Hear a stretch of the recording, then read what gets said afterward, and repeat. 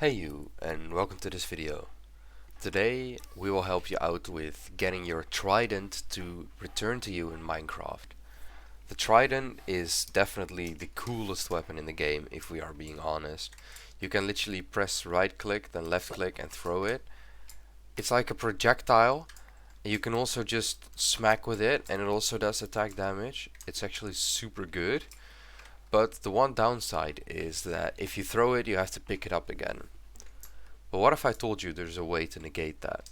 So what we're gonna do is we'll need the loyalty enchantment. Right now this one is already enchanted.